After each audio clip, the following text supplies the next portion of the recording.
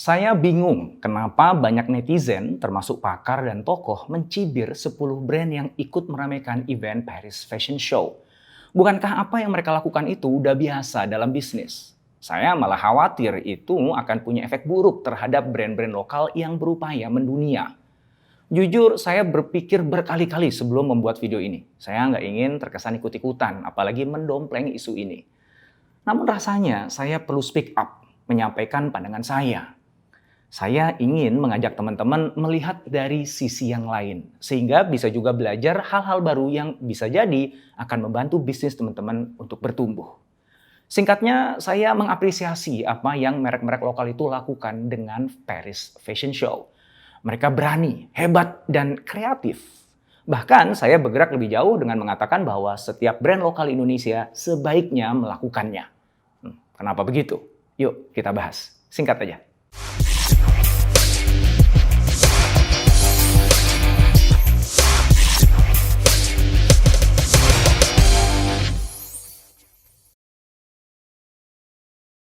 Paris Fashion Week merupakan salah satu dari 4 Fashion Week global terbesar dan bergengsi di dunia. 3 lainnya adalah London Fashion Week, Milan Fashion Week, dan New York Fashion Week.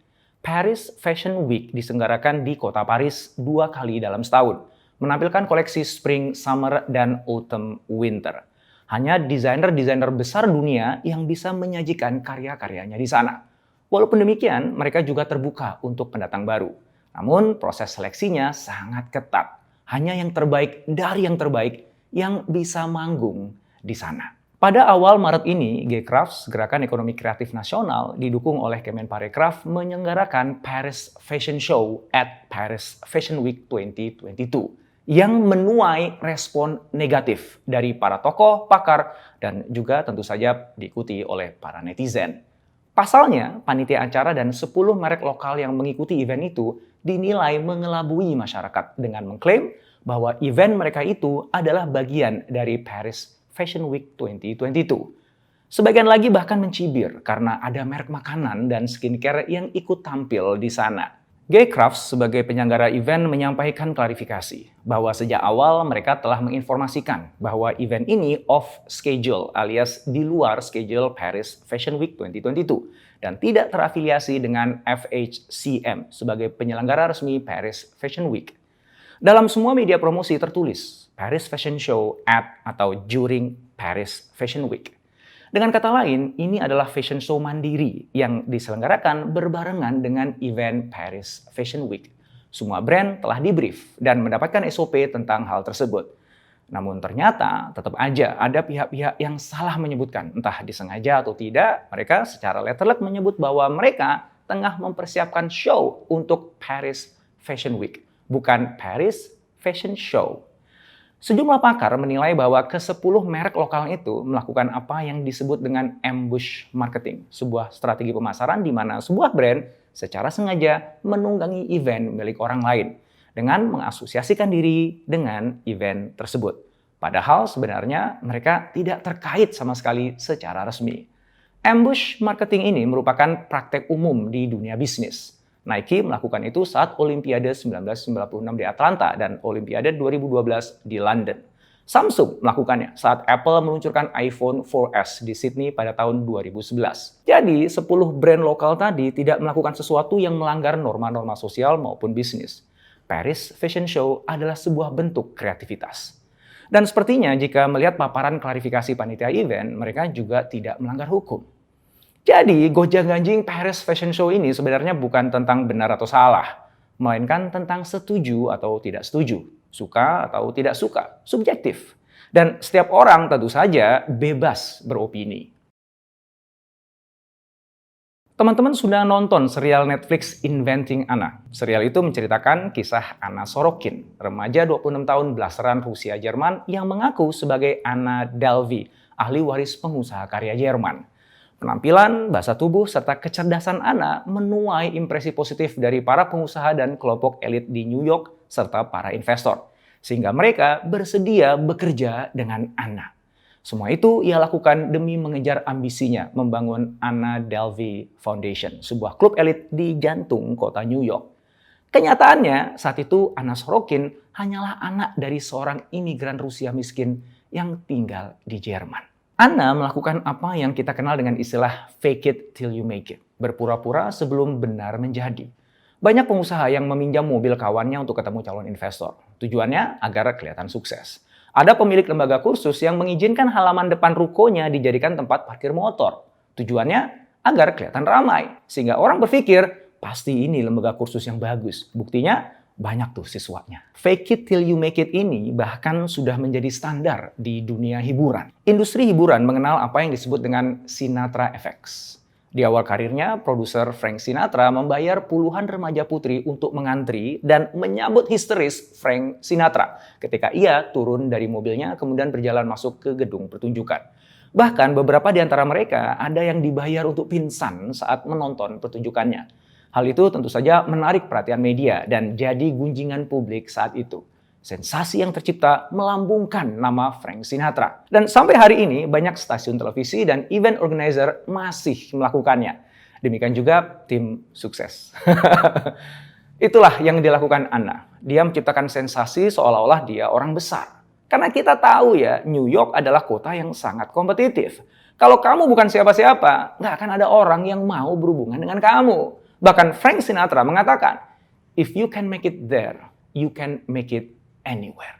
Jika kamu bisa berhasil di sana, di kota New York maksudnya, maka kamu bisa berhasil di mana saja. Namun tentu saja, Anna went too far. Untuk menciptakan sensasi itu, dia menginap di hotel mewah dan tidak membayar. Dia mengecoh temannya agar bisa menggunakan pesawat jet pribadi milik perusahaannya. Anna melanggar hukum. Hingga kemudian akhirnya diganjar 4-12 tahun penjara. Jadi jangan sekali-sekali menipu ya. Jangan melanggar hukum apapun. Bad for business and bad for your own future. Saya menilai Paris Fashion Show merupakan upaya untuk menghadirkan Sinatra Effects. Sebuah upaya untuk menciptakan percakapan yang diharapkan bisa mendongkrak nilai dari brand-brand yang ikut serta dalam event tersebut. Hanya sayangnya yang terjadi justru sebaliknya. Nah, terlepas dari kesalahan Anna yang tidak boleh kita tiru, kita bisa belajar dari dia. Bahwa sebelum kita menjadi dalam kenyataan, kita harus menjadi dalam pikiran dan hati kita sendiri dulu. Sebelum kita bisa sukses di luar, kita harus sukses di dalam dulu. Kita harus percaya dulu sebelum bisa mewujudkannya. Kita harus meyakininya sendiri dulu sebelum meyakinkan orang lain. Gonjang-ganjing Paris Fashion Show ini muncul di saat publik tengah gelisah dan prihatin atas tren flexing yang sedang mewabah di masyarakat. Juga di saat kasus penipuan oleh afiliator trading binary option yang terus muncul dan diperbincangkan di media massa dan juga media sosial. Hal itu membuat kita jadi sensitif terhadap sesuatu yang berbau flexing dan penipuan. Apa-apa bisa kita kaitkan ke sana, termasuk apa yang terjadi di Paris Fashion Show ini. Memang para brand itu mengupload foto-foto aktivitas mereka di event tersebut, memamerkan karya-karya mereka di media sosial. Mereka ingin menunjukkan pada dunia bahwa mereka spesial, terlibat dalam event yang juga spesial. Lalu apa salahnya dengan hal itu? Bukankah itu yang juga dilakukan oleh saya, Anda, dan setiap orang yang sedang membangun brand? So what jika sebuah brand makanan membuat koleksi fashion terinspirasi dari keunikan produknya? I think that's brilliant. Saya bukan desainer fashion, jadi saya tidak mengomentari desain busananya ya. Yang saya komentari adalah idenya. Dan so what kalau merek skincare jadi sponsor desainer fashion dalam sebuah pagelaran fashion? Dari dulu juga udah begitu. Sebagian orang mengangkat isu etika dan moralitas terkait Paris Fashion Show ini. Dalam filsafat etika ada dua jenis moralitas, subjektif dan objektif. Jika dilihat dari moralitas subjektif, maka tanyakan, adakah niat buruk ketika melakukannya? Jika tidak ada, maka nggak masalah. Jika dilihat dari moralitas objektif, pertanyaannya adalah apakah ada yang dirugikan? Jika tidak ada, maka juga nggak ada masalah. Sebenarnya nih, kalau dibandingkan dengan gaya ambush marketing dan iklan kontroversial yang banyak dilakukan oleh brand-brand besar dunia, Paris Fashion Show ini sih nggak ada apa-apanya. Inovasi itu selalu bermain di ujung-ujung batas, mengulik jalan menerobos kerumunan. Berisiko memang, tapi diperlukan. Anda nggak bisa menghasilkan lompatan dengan cara berjalan seperti kebanyakan orang. Bagi pemain besar, mengambil jalan berisiko itu adalah pilihan. Tapi bagi pemain kecil, kerap kali itu adalah satu-satunya jalan. Daud akan mati terbunuh oleh Goliat. jika ia bertarung melawan Goliat seperti kebanyakan orang pada saat itu. Daud harus cerdik.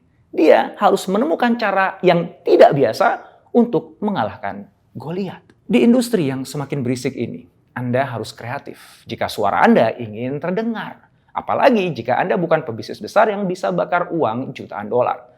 Cara-cara yang tidak biasa adalah satu-satunya pilihan. Dan ingat, akan selalu ada orang yang mencibir. Biarkan saja. Mungkin mereka belum pernah ada di posisi Anda yang berani bergulat melawan Goliat. Selama tidak ada niat buruk, tidak melanggar hukum, dan tidak merugikan orang lain. Lanjutkan. Dalam 5 tahun terakhir, saya menemani istri saya, seorang aspiring fashion designer, dalam menyajikan karya-karyanya di berbagai panggung fashion show, baik di dalam negeri maupun di mancanegara, dari yang diselenggarakan oleh komunitas hingga yang diselenggarakan oleh lembaga fashion resmi dunia. Dan setiap kali dia menghadirkan karyanya di atas catwalk, berdampingan dengan para desainer senior yang hebat-hebat, kepercayaan dirinya meningkat.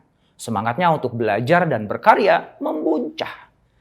Kedua hal itu kemudian membawa dia pada show berikutnya, yang lebih tinggi tingkatannya, yang lebih berkelas.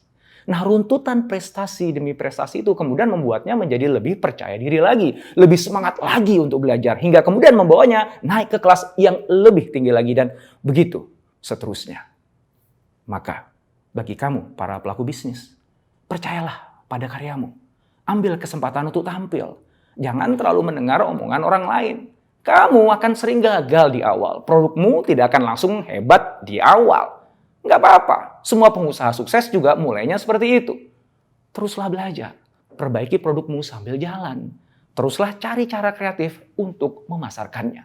Hingga suatu saat nanti, kamu akan menemukan produk market fitmu. Suatu saat nanti, kamu akan sampai pada titik infleksi yang melentingkan bisnismu hingga ke bulan. Teman-teman semuanya, mohon dengar ini. Sebelum kamu bergerak melakukan semua yang saya sampaikan tadi, luruskan dulu niatmu. Lakukan semua tadi bukan untuk gaya-gayaan, bukan untuk flexing, apalagi mengelabui publik. Lakukan semua itu dalam rangka belajar untuk naik kelas.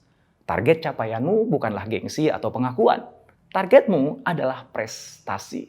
Karena hanya prestasi yang akan membawa kamu naik kelas. Orang pada akhirnya akan bisa menilai apakah kamu pepesan kosong atau sebongkah berlian. Seberapapun kamu berkoar-koar di media sosial, pepesan kosong adalah pepesan kosong. Namun jikapun kamu berlian, kalau kamu diam saja, kalau langkahmu selalu terhenti karena takut diomongin orang, maka kilau berlianmu itu tidak akan pernah menyinari siapa-siapa. Sahabat, teruslah berkarya. Karena siapa kita tidak ditentukan dari bagaimana kita memulainya, melainkan bagaimana akhir dari perjalanan kita. Oh ya, video ini murni opini saya pribadi ya, tidak disponsori oleh Gcrafts atau Kemenparekraf. Walau demikian, kalau kamu mau beli HP ya ke PS Store aja.